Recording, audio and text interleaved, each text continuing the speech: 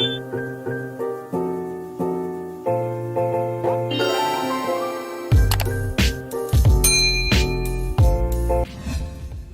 semuanya, welcome back to my channel. Jangan lupa untuk like, comment, subscribe, dan share ya teman-teman.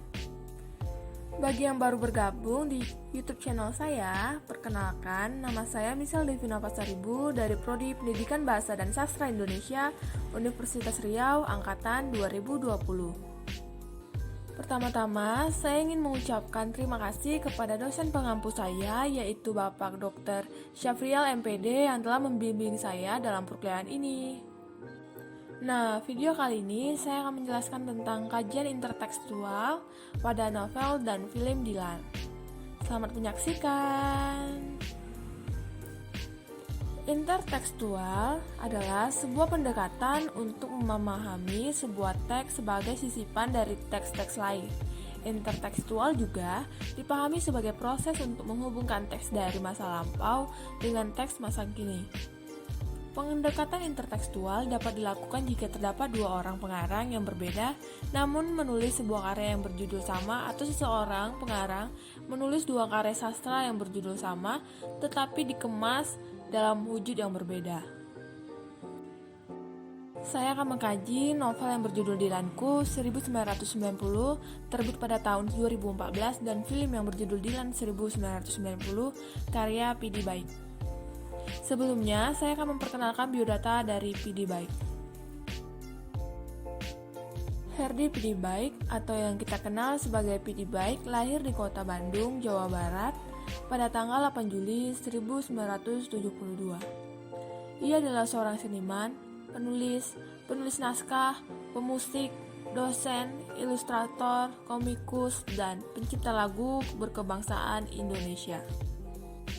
Namanya mulai dikenal melalui grup band The Panas Dalam yang didirikan pada tahun 1995. P.D. Baik semakin dikenal para pencinta karya sastra, khususnya bergenre humor, melalui karyanya berjudul Dylanku 1990 yang terbit pada tahun 2014. Karena kesuksesan dari novel ini, maka diangkatlah atau disajikanlah sebuah film yang berjudul Dylan 1990 yang rilis pada tahun 2018. Nah, selanjutnya saya akan menjelaskan pendekatan intertekstual dari novel dan film karya P.D. Baik ini dari unsur intrinsik. Yang pertama ada tema. Tema yang terdapat dalam novel maupun film Dylan ini sama, yaitu memiliki tema percintaan. Unsur intrinsik yang kedua adalah latar. Pertama yang akan saya kaji itu dari latar tempat. Latar tempat pada novel dan film Dylan ini memiliki beberapa perbedaan, yaitu yang pertama, rumah tetangga. Dylan pada novel sebelum membawa Milea ke rumahnya, Dylan sempat mengerjai Milea berhenti di rumah tetangganya seakan-akan itu rumahnya. Tetapi pada film, adegan yang mengandung latar tempat tersebut dihilangkan. Yang kedua ada rumah Kang Adi. Pada novel terdapat peristiwa Milea dan keluarganya pergi ke syukuran di rumah Kang Adi. Namun, pada film adegan tersebut dihilangkan. Hal itu mungkin terjadi karena adanya pengurangan waktu atau mungkin tidak pentingnya tempat sehingga jika dihilangkan tidak akan mempengaruhi cerita.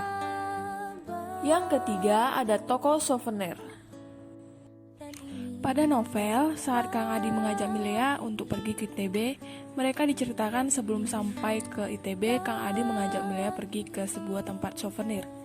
Berbeda dengan latar yang ada pada film, tempat tersebut tidak dilihatkan. Yang dilihatkan hanya peristiwa Milea dan Kang Adi pada saat berangkat menuju ITB. Latar yang kedua adalah latar waktu. Waktu yang terdapat dalam novel juga film itu sama ya, yaitu pada waktu pagi hari, siang hari, sore hari, dan juga malam hari.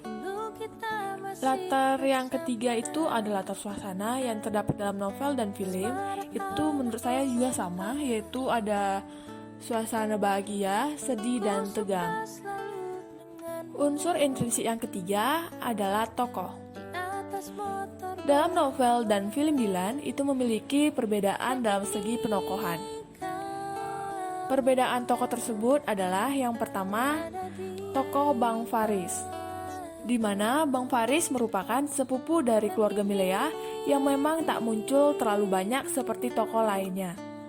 Tokoh Bang Faris tidak dihadirkan dalam film karena untuk mempersingkat waktu serta tidak pentingnya adegan jika ditayangkan. Yang kedua ada Wawan, tetangga Dilan. Pada novel terdapat adegan Dilan mengerjai Milea dengan mendatangi rumah Wawan yang Milea kira sebagai rumah Dilan. Pada film, adegan tersebut ditiadakan sehingga membuat tokoh Wawan pun hilang mengikuti penghilangan adegan tersebut di film. Unsur intrisi yang keempat itu ada alur. Pada novel dan film memiliki alur yang sama, yaitu alur mundur. Selanjutnya, unsur intrisi yang kelima adalah gaya bahasa. Gaya bahasa yang digunakan pada novel maupun film Dilan itu sama, yaitu menggunakan gaya bahasa sehari-hari yang sederhana dan ringan namun berkesan. Nah, unsur intrisi yang terakhir itu adalah sudut pandang. Sudut pandang yang terdapat pada novel dan film Dilan ini memiliki kesamaan, yaitu sudut pandang orang pertama, karena menggunakan kata aku, saya, gue, dan dia. Nah, jadi sekian video saya tentang pendekatan interteks yang terdapat pada novel dan film Dilan. Kiranya apa yang saya jelaskan ini dapat bermanfaat bagi Anda semua. Jika ada kesalahan kata, saya mohon maaf. Jangan lupa untuk like, komen, subscribe, dan share ya teman-teman. Terima kasih.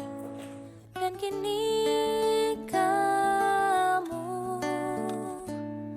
ada di mana? Dan kini rindu, apa kabarmu? Dan ingin lagi, dan ingin